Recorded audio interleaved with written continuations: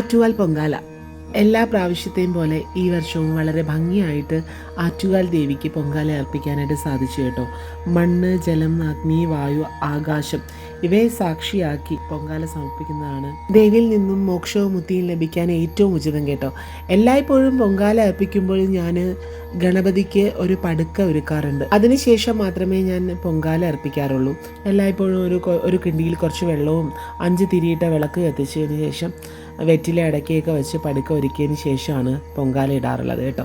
എപ്പോഴും അടുപ്പൊരുക്കുന്നതിന് മുമ്പായിട്ട് അവിടെ പനിനീര് തെളിച്ച് നമ്മൾ ഇരിക്കുന്ന സ്ഥലം ശുദ്ധീകരിച്ചിട്ടാണ് ഞാൻ അടുപ്പ് വയ്ക്കാറ്. നമ്മൾ അടുപ്പ് വെച്ച് കലം വെച്ചതിന് ശേഷം തിരികെ നമ്മൾ കലം എടുക്കാൻ പാടില്ല എന്ന് പറയും. അപ്പോൾ നമ്മൾ അടുപ്പൊക്കെ കൃത്യമായിട്ട് വെച്ച് കലത്തിൽ വെള്ളവും കൃത്യമായിട്ട് വെച്ചതിന് ശേഷം പിന്നെ നമ്മൾ പൊങ്കാല ഇട്ടതിന് ശേഷം മാത്രമേ നമ്മൾ കലമെടുത്ത് മാറ്റാൻ പാടുള്ളൂ എന്നാണ്. ഇത്തവണ ഞാൻ പൊങ്കാല പായസം, പൊങ്കാല ചോറ്, അട, തെരളി, മണ്ടപ്പുറ്റ് ഇവയൊക്കെയാണ് ഞാൻ ദേവിക്ക് സമർപ്പിക്കുന്നത്. പല അടുപ്പുകൾ ഉണ്ടായിരുന്നതുകൊണ്ട് തന്നെ നല്ലൊരു ഓട്ടം ഉണ്ടായിരുന്നു കേട്ടോ ഇത്തവണ. എന്നാലും അതിനൊക്കെ ശേഷമുള്ള ആ ഒരു അനുഭവം അല്ലെങ്കിൽ നമ്മൾ ആ ഒരു ആത്മസംതൃപ്തി അത് പറഞ്ഞറിയിക്കാതിരിക്കാൻ പറ്റില്ല കേട്ടോ.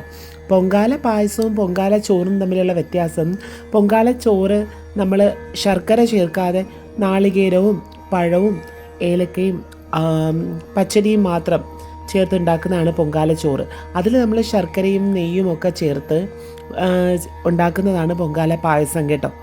അതുപോലെ തന്നെ നമ്മൾ ഉണ്ടാക്കുന്നതിന് കണക്കുകളുമുണ്ട്. ഒന്നുകിൽ ഒരു ഐറ്റം ഉണ്ടാക്കണം, അല്ലെങ്കിൽ 3, അല്ലെങ്കിൽ 5 അങ്ങനെ തരത്തിലാണ് കേട്ടോ നമ്മൾ ഉണ്ടാക്കാറുള്ളത്.